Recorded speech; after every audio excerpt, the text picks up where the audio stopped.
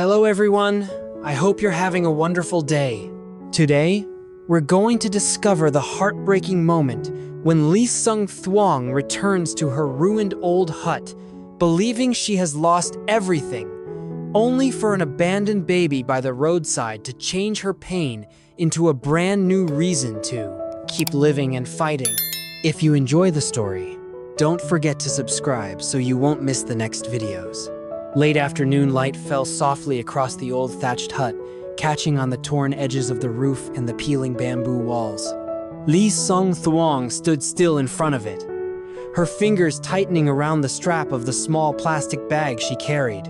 Inside were a few simple groceries, greens, instant noodles, and some small necessities she had bought on the way back. Nothing expensive, nothing special, and yet, standing there in the fading light, they felt like the first fragile pieces of a new life. This hut was poor, broken, nearly forgotten. But for now, it was the only place in the world that still belonged to her. The sight of it made her chest tighten. She remembered building parts of it with her own hands long ago, back when life had already been hard but had not yet emptied itself out completely. Now the roof sagged, the floor inside was dusty, and wild flowers swayed near the doorway as if trying to comfort a place that had been lonely too long. Tears slipped down her face before she could stop them. She wiped them away quickly, but more came. She still loved CEO Minh. That was the hardest truth of all. She had tried to reason with herself, to say that love sometimes meant stepping aside, that perhaps the kindest thing she could do now was wish him happiness. But painful truths never become easier just because they sound noble in the mind. He had held an engagement ceremony with another woman, and no matter how many times she repeated that fact to herself, it still cut the same way. For a moment, she looked up at the darkening sky and whispered, "You have to be strong." Then, she pushed open the door. Dust rose at once. The air inside smelled of age, mildew, and old loneliness. A rolled sleeping mat lay near the wall. A cracked stool sat in the corner. The floor was marked by dirt and neglect. Everything about the place looked like a life interrupted too many times. Still, Thuong stepped inside and began to clean. She opened the window. She swept the floor.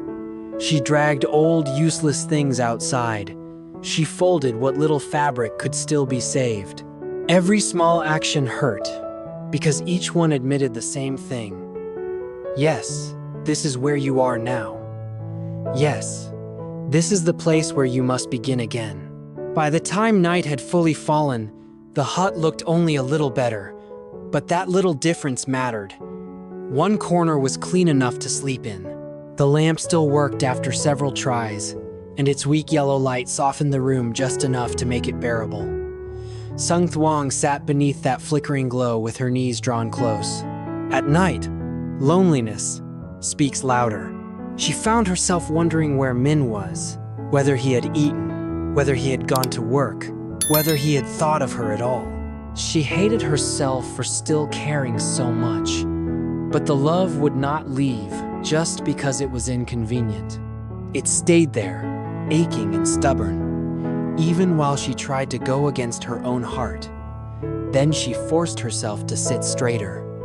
"Thuong, you will make it," she whispered. She said it more than once. Not because she fully believed it yet, but because some promises have to be spoken aloud before the heart can catch up. She told herself she would work hard, save money, buy land one day, and build a house that no one could take from her. Outside, the flowers near the path moved lightly in the wind. Inside, she lay down on the mat and stared at the thin line of light under the door until sleep finally came. At dawn, she got up with a single decision already made. She would work, not tomorrow. Not after the pain had softened. Now. She washed her face, tied back her hair, lifted her basket, and stepped onto the dirt path while the morning was still cool. The road was quiet except for a few passing motorbikes and the distant sound of village life waking up. She walked with a firmness that surprised even her. At a coffee garden, she stopped and spoke with the owner. They agreed on a price, and she bought half a basket of coffee beans to resell. From there, she moved on to pick eggplants, large, smooth, deep purple ones, and gathered tomatoes as well, arranging them carefully in her basket, as if order itself could steady her mind. By the time she reached the market, the morning had fully opened. She spread the vegetables neatly on a mat and called out to passing customers in her warm, clear voice. "Fresh eggplants! Fresh tomatoes! Please have a look!" People slowed. Some stopped. A woman bent down to inspect the produce and nodded approvingly. Another asked the price, paid, and left smiling. Soon the basket began to empty. Each sale brought a small wave of relief. Each coin in her hand reminded her that she was still capable of carrying herself. She smiled more naturally as the morning went on. She chatted kindly with the customers, promised to bring more fresh produce next time, and even laughed once when an older buyer joked that her vegetables looked healthier than the seller herself. The market was noisy, alive, full of bargaining voices and the shuffle of feet. But for the first time since returning to the hut, Sung Thuong felt something like pride. Her heart was still bruised. She still thought of Minh more often than she wanted to. But life had not stopped, and neither had she. Then, under the harsh sun on the road home, everything changed again. Not far from the edge of the village, she stopped suddenly. There, by the roadside, sat an abandoned newborn. A small basket lay beside the child, holding only a few tiny clothes and a toy. The baby's face was flushed from heat, and its thin crying cut through the air so sharply that Sung Thuong felt it in her bones. She knelt at once, her whole body going cold with shock. "Who could do this?" she whispered. A folded note had been left beside the basket. Her fingers shook as she opened it. The words inside were short and heartbreaking. The mother could no longer raise the baby. Her husband had taken another woman. There was no money, no shelter, no way forward. So she had left the child behind and prayed someone kinder would find it first. Tears streamed down Sung Thuong's face before she had even finished reading. She lifted the baby into her arms with desperate care, holding the tiny body close to her chest while it cried. In that moment, her own pain moved aside and made room for something stronger. Pity, urgency, responsibility, and a deep, instinctive tenderness she could not ignore. She looked up and down the road, as if the mother might still be near, then stood with the basket in one hand and the newborn in the other. Whatever happened next, she knew one thing immediately. She could not leave this child here. And just like that, the day that had begun with heartbreak and survival became something else entirely. A road not only toward rebuilding her own life, but toward saving another one too. Sung Thuong returns to the old thatched hut she once built with her own hands, and that moment hits hard immediately. The house is broken down. The roof is damaged, the walls are worn out, and everything about it reflects the life she is living now, lonely, fragile, and full of unfinished pain. She still loves CEO Minh, but reality is too cruel to ignore. He has already held an engagement ceremony with another woman. Standing in front of that ruined hut, she cries. But she also forces herself to accept something painful. If she truly loves him, maybe all she can do now is wish him peace.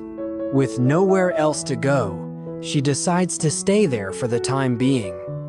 She cleans the hut, organizes the few things she has, and quietly tells herself that she must survive this. That first night in the hut feels especially heavy. The space is silent, dark, and full of memories. She keeps wondering what Minh is doing. Whether he has eaten, whether he will come looking for her, whether he has already forgotten her. Those thoughts hurt even more because she knows she should stop hoping. She compares herself to the woman standing beside him now and feels small, but she doesn't let herself collapse. Instead, she talks to herself almost like a prayer, promising that she will work hard, save money, buy land one day, and build a house of her own. It is a very sad scene, but also an important turning point, because this is the moment when Sung Thuong begins choosing self-reliance over heartbreak. The next morning, she gets up and goes out to find work. This part of the story shifts the energy quite a bit. Instead of staying frozen in sorrow, Sung Thuong starts moving. She buys coffee and fresh vegetables, gathers eggplants and tomatoes, and heads to the market to sell them. At the market, her produce sells quickly because it is fresh and because she speaks to customers with warmth and sincerity. That success gives her a small but real sense of pride. She is still hurting inside, but now the audience can see clearly that she is capable, hardworking, and determined to rebuild her life with her own hands. The market scenes are simple, but they do a good job showing her inner transformation. Then the story takes an emotional turn when Sung Thuong finds an abandoned newborn by the roadside. The baby has been left with only a basket, a few clothes, toys, and a heartbreaking note explaining that the mother cannot raise the child because her husband has another woman. This moment immediately shifts Sung Thuong's pain into something larger. Instead of focusing only on her own heartbreak, she is confronted with a tiny life that is even more helpless than she is. Her reaction feels very natural and very moving. She cries, questions how anyone could leave such a beautiful child alone, and decides right away to protect the baby and search for help.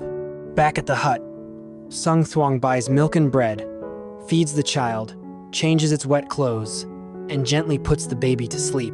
These scenes are very warm because they show how quickly her nurturing instinct takes over. She compares the baby's situation to her own difficult childhood and realizes that even though her life has been painful, she still had more care than this child has now. That realization gives her a new purpose. The hut that had just felt like a place of heartbreak suddenly becomes a place of care, responsibility, and unexpected tenderness. In the following days, Sung Thuong keeps asking around for the woman in the red striped shirt, but nobody seems to know anything. Even so, she does not give up. She continues working, continues caring for the baby, and continues praying that one day, the child's family will come back, or that God will guide them towards some better future. What makes this part strong is the contrast.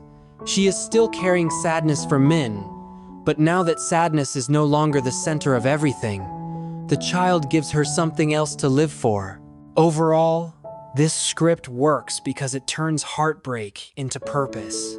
Sung Thuong begins in a broken hut, emotionally shattered and alone, but by the end, she is no longer just a woman abandoned by love.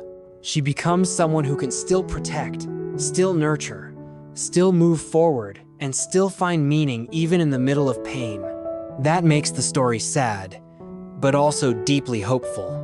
Heartbroken after learning that CEO Minh has held an engagement ceremony with another woman, Sung Thuong returns to the ruined old hut she once built with her own hands. With nowhere else to go, she cleans the broken shelter and decides to stay there temporarily, forcing herself to be strong and rebuild her life alone. That night, she struggles with loneliness, memories, and the pain of still loving Minh.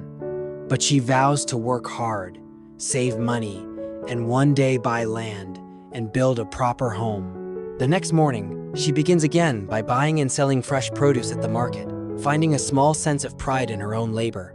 Then everything changes when she discovers an abandoned newborn by the roadside. Moved by deep pity and love, she brings the baby home, feeds and cares for the child, and slowly finds a new purpose. Her heartbreak does not disappear, but it is transformed into strength, responsibility, and hope.